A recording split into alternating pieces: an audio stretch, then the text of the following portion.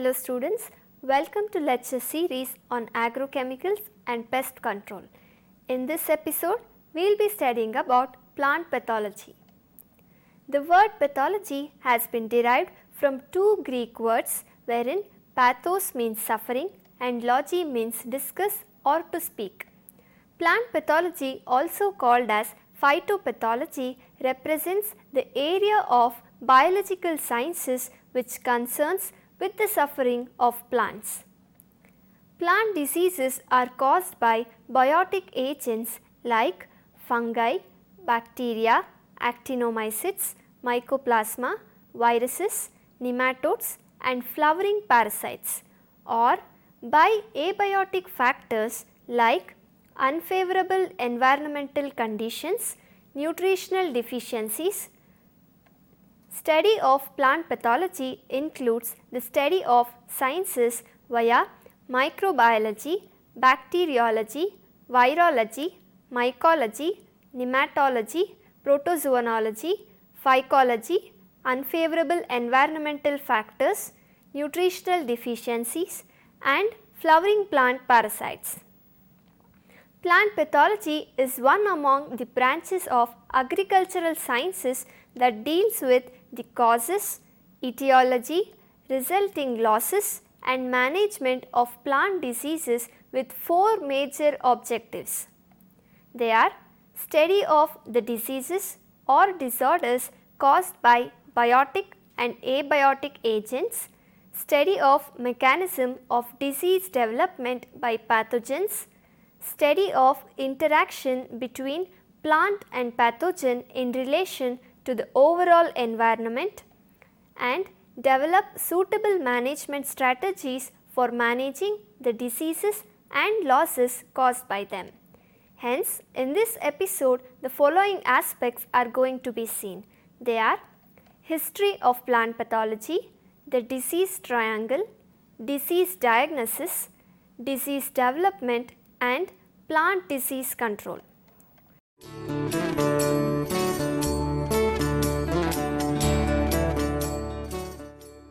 We shall move to the first aspect, history of plant pathology. By studying the history of science, we get a better perspective of the subject. We come to know the contributions made in that field, the problems that are encountered and the manner in which they are tackled. The history of plant pathology is divided into 5 different eras. They are ancient era, ancient to 5th century, that is 476 AD. Secondly, dark era, 5th to 16th century, that is 476 AD to 1600. Next is pre-modern era, 17th century to 1853, that is 1600 to 1853. Next is modern era, 1853 to 1906, and present era, that is 1906 onwards. Moving to the first era, that is ancient era, ancient to 5th century, that is 476 AD. Diseases in plant have been known since ancient times.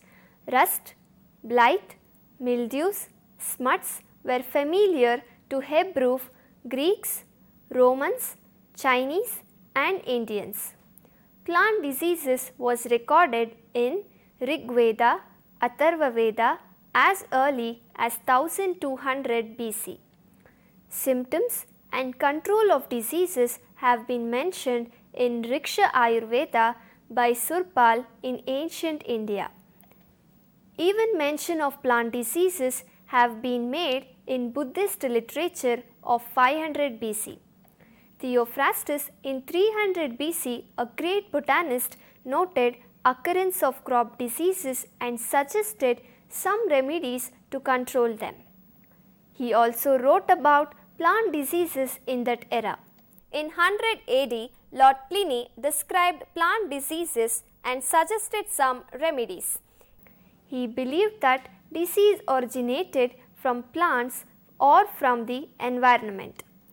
Next era is dark era, that is 476 AD to 1600.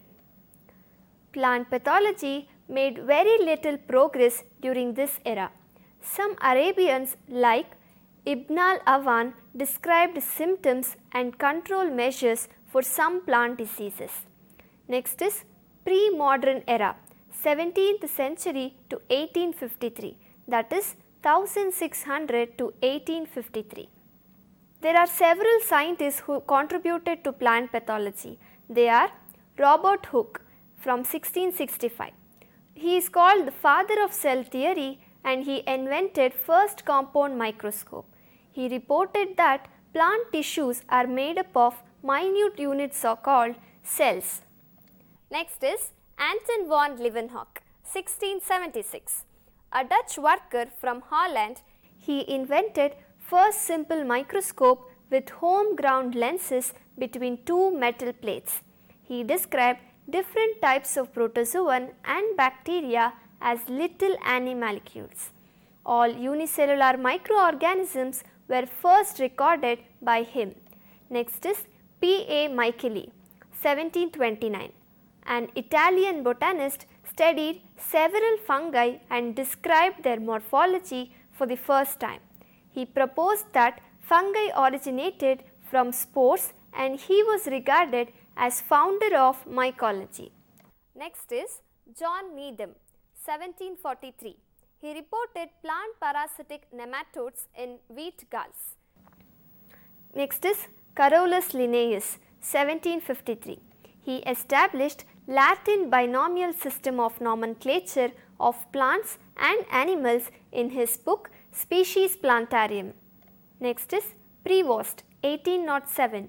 He is a French botanist suggested copper sulfate seed treatment for bunt of wheat. Coming to the next era, that is modern era, 1853 to 1906. This known as pathogenic period, which was devoted to the study of role of fungi causing plant diseases. Here comes some scientists like Anton D. Barry, 1853. He proved that late blight of potato was caused by Phytophthora infestans. He is known as father of plant pathology. Next is T. J. Burkill, 1873. American plant pathologist, and he proved bacterial nature of fire blight of apple and pear. Next is Robert Koch, 1876. He found bacterial nature of anthrax disease in animals in 1881. Gelatin was used as solidifying agent in culture media and it was replaced by agar-agar. He described the theory called Koch postulates. Next is P. A. Millardet, 1882 to 1885. He used Bordeaux's mixture, that is copper sulphate plus lime, for control of downy mildew of grapes. Next is Adolf Meyer, 1886. He described tobacco mosaic virus, which is abbreviated as TMV, and proved that tobacco mosaic virus shall be transmitted from diseased plant to healthy plants. Next is E. F. Smith, 1870. Father of phytobacteriology, he worked on bacterial wilt of cucurbits and crown gall diseases. Next is Ivanovsky, 1892. He demonstrated that tobacco mosaic virus can pass through bacteria-proof filters and proved filterable nature of viruses. Next is Craigie, 1897. He showed function of Puccinia in rust fungi. Next is Biffen, 1905. He is the pioneer in genetics of plant disease resistance. The next era is present era, that is from 1906 onwards. The present or the current era commencing from 1906 has since remarkable discoveries. Some of the scientists under this era are J. C. Luthra, that is from 1931. He used solar heat treatment for loose mud of wheat. Next is W. M. Stanley, 1935. He proved crystalline nature of viruses and he also got Nobel Prize. F.C. Bowden and Perry in 1936. They proved nucleoproteinaceous nature of viruses. G.H. Flohr 1955. He explained the gene for gene theory hypothesis. Last is Doi and Asuyama. They discovered mycoplasma-like organism, which is also called as MLO, responsible for Yell's type of disease.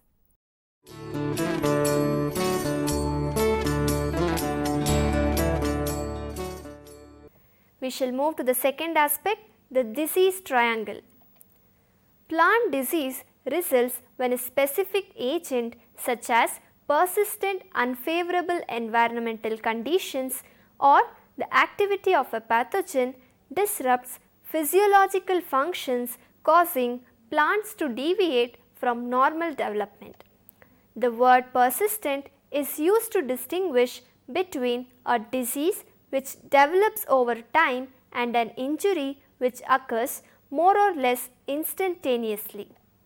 Non-infectious diseases, perhaps more appropriately called disorders, do not spread from plant to plant. These disorders results from the plant's exposure to such factors as unfavorable weather, mechanical damage, nutrient deficiencies, excess salts or toxic chemicals. Although disorders can predispose plants to infection by pathogens, disorders are not directly treated using pesticides. Here we emphasize on the infectious plant diseases caused by pathogens. An infectious disease results when a pathogen lives in close association with the host plant. The pathogen is functioning as a parasite since this relationship usually benefits the pathogen at the host expense. Although relationships resulting in disease are often complex, three critical factors must be present in order for a particular disease to result. The three factors necessary for disease development are: the pathogen must be present, a susceptible host must be present, and the proper environment must be present permitting infection of the host. These factors give us the concept of the disease triangle. Production practices followed by large growers and home gardeners serve to modify the interaction of these three factors to reduce or unwittingly increase the overall impact and severity of plant diseases. Plant professionals use the disease triangle concept to simplify remembering and understanding how a particular disease develops and why various control strategies are used. Next is the pathogen. The presence or the absence of a pathogen is the main factor that determines whether disease occurs. Introduction of a pathogen to an area from which it has previously been absent can cause major outbreaks of disease in plant communities. The amount of disease that develops is often determined by the pathogenicity of the main pathogen. The term pathogenicity relates to both the virulence and the aggressiveness of the pathogen. Pathogenicity is dependent on the pathogen's reproductive, dispersal and survival fitness. The adaptability of the pathogen is also important in determining its ability to infect resistant host or to survive changed environmental conditions. Adaptability is determined by the pathogen's genetic flexibility and reproductive efficiency. The spread of a disease and the formation of epidemics are reliant on the pathogen's ability to disperse rapidly over long distances. Next is the host. Levels of resistance or susceptibility of the host plant will affect disease development. Plants with high level of resistance are essentially immune or not susceptible and do not allow the pathogen to become established even if present. Plants with lower levels of resistance may become infected but only allow the pathogen to develop slowly, limiting the economic impact of the disease to acceptable levels. Stress such that brought on by an unfavorable environment, poor fertility or irrigation will affect a host plant's ability to resist infection and therefore also affects disease development. In some cases, resistance in the host is overcome by the pathogen, resulting in rapid and devastating disease development. This risk is increased if large production areas are planted to a monoculture of identical host. Therefore, genetic diversity of host plants will decrease the risk of catastrophic levels. Next is the environment. The presence of a pathogen against a particular plant will generally not cause serious disease unless the environmental conditions are favorable. This includes the aerial environment and the soil environment. Human attempts at controlling disease usually involve manipulating the environment in some way. For example, breeding wheat cultivars to tolerant dry conditions allow Australian farmers to plant the crop in areas that are not favorable for pathogens such as powdery mildew and leaf rust. Properties of the aerial environment that influence disease development include moisture levels, temperature and pollution. Moisture is particularly important to pathogenic bacteria and fungi. Rain splash plays an important role in the dispersal of some fungi and nearly all bacteria, and a period of leaf wetness is necessary for the germination of most airborne spores. Temperature also affects the incubation or the latent period, the generation time and the infectious period. The disease cycle speeds up at higher temperatures, resulting in faster development or epidemics.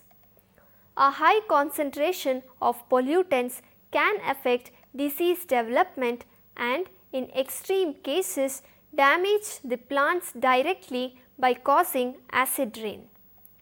The soil environment affects soil-borne diseases largely by determining the amount of moisture available to pathogens for germination, survival and motility. Germination and infection success also rely on the temperature of the soil. The fertility and organic matter content of the soil can affect the development of the disease.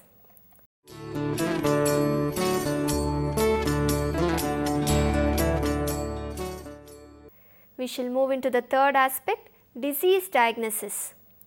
Diagnosis requires knowledge of what is normal for the host plant as well as knowledge of problems that occurred in the past. Accurate diagnosis is critical for deciding if a disease is present and if effective control measures are available or justified.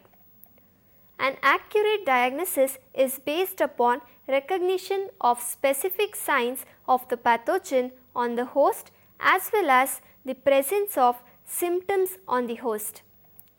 Signs are defined as a visible presence of the pathogen or products of the pathogens on the host plant. Fungal spores, fruiting structures that bear spores and bacterial oozes are all examples of signs. In contrast, symptoms are the external and internal reactions or alterations of a plant as a result of disease. For example, dead spots in leaves or bark, rotten spots in fruits or tubers, swellings on roots or branches, clustered bunches, unnatural color or shape and vascular discoloration in stems are all the symptoms that may aid in diagnosis of a plant diseases.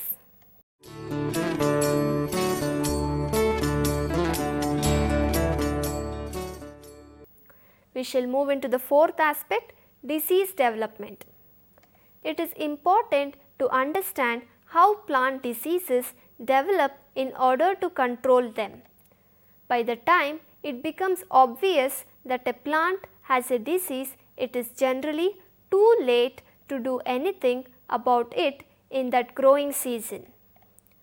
Plants cannot be cured in the way people expect their own illness to be cured.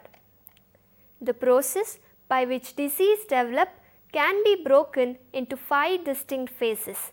They are inoculation. This is the introduction of the pathogen to the host plant tissue. Wind or rain or running water can move pathogens and introduce them into the host plant. Some pathogens move themselves short distance, but most rely on the other means such as birds, insects, people or equipments. Sources of inoculum include plant debris, seed, perennial plants and soil. Next is incubation. This is a period of development during which the pathogen undergoes changes to develop a form which can penetrate or infect the new host plant. Some fungi, for instance, grow a structure called a penetration peg that can grow through the cell walls of the plant. Next is penetration. This is the process of getting inside the plant. It may be an active or passive process. Some pathogens produce enzymes to dissolve the cutin and cellulose layers of the plant material between them and the cell content. Some pathogens can swim through water on the plant surface and into the plant through natural openings such as stomata, lenticels or hydatodes or through wounds. Some pathogens are put inside the plant by insects, pruning tools or driving rain. Next is infection. When the pathogens invades the plant tissues and establish a parasitic relationship between itself and the host, infection has occurred. Next is disease. When the host plant responds to the presence of a pathogen, a disease exists. The host response results in symptoms of the disease such as blight or necrosis. As the pathogen matures, it produces inoculum in the form of spores, virus particles and bacterial cells that can spread or disseminated to other adjacent healthy plants.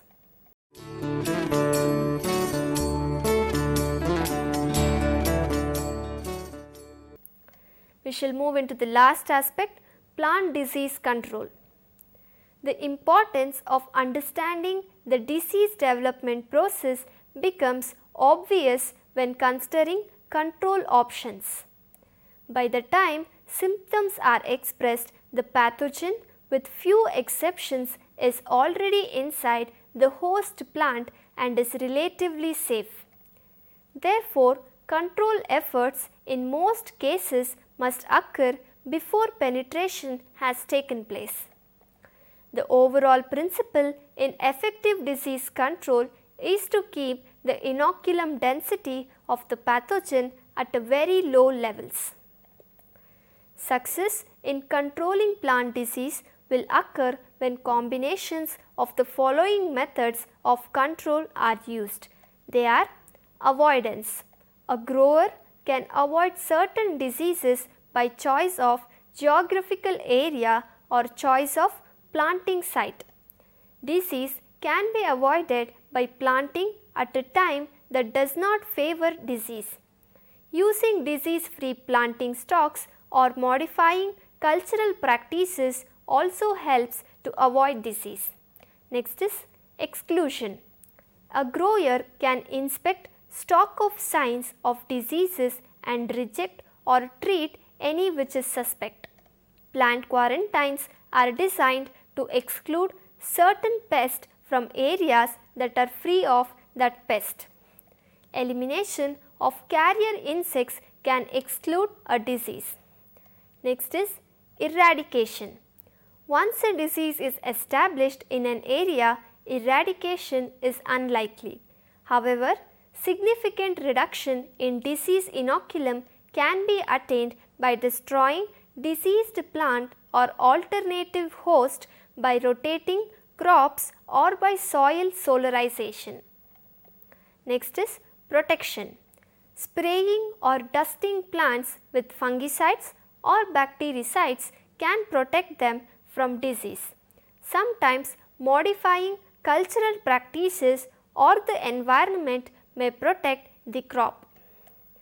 Control of carrier insects will also protect the plants. Next is resistance. Breeding and selection are used to develop resistant crops. Resistance can be enhanced through proper culture of a crop. Tolerance is another form of resistance in which the plant becomes infected but goes on to mature and yield normally. Next is sanitation. Several disinfectants can be used to surface sterilize growing surfaces. Bleach in 1:1 solution is effective against viruses, bacteria and fungal spores. It is not effective against sclerotia or other resting fungal structures. Alcohol may be used as a disinfectant of tools, but it is not effective against fungal sclerotia, viruses and some bacteria. Next is therapy. Removal of diseased parts of a plant will sometimes control the disease. Heat can be used to treat contaminated seeds and to eliminate viruses from certain type of fruit tree bud hood. Familiarity with crops and the diseases and insect that affect them is useful in planning control programs. Some diseases occur every season, others occur sporadically. Some can be controlled easily by using proper methods, others must be tolerated. Knowing which problem falls into which category comes with experience. Knowing the proper method to use at the proper time is a part of integrated pest management. We shall conclude, plants are constantly confronted with a wide variety of potential pathogens within their environment. Nevertheless, the development of disease is the exception rather than the rule, due to the high efficient nature of the coordinated system of passive and active defenses that have evolved in the plants. These defenses generally limit the host range of a microorganism capable of causing plant diseases to the members of a single plant genus or species and affect all races of a particular pathogen similarly. However, plant disease resistance can also be induced in specific plant cultivars within the host range for only in. Thank you.